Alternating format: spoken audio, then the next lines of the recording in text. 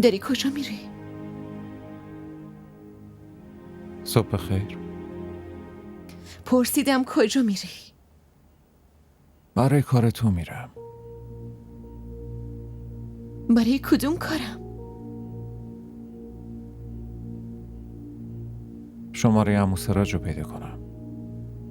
چطوری شمارش رو پیدا میکنی؟ اون مشکل خودمه.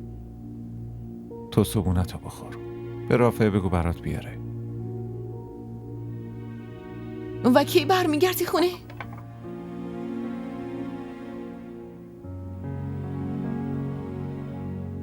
چرا؟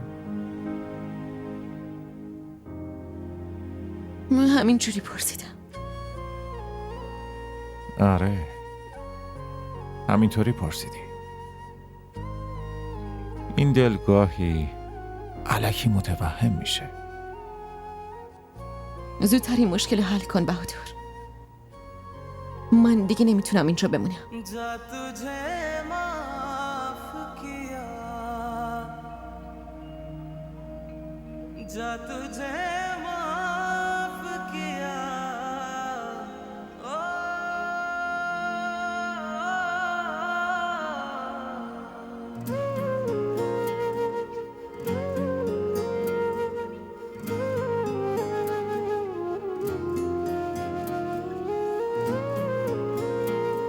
بهادر،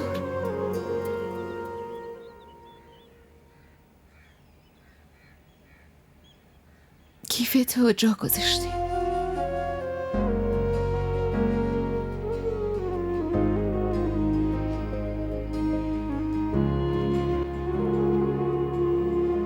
گیتی؟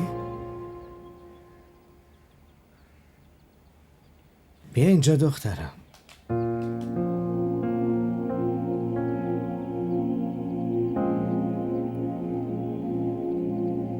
عروسم، سلامت باشی.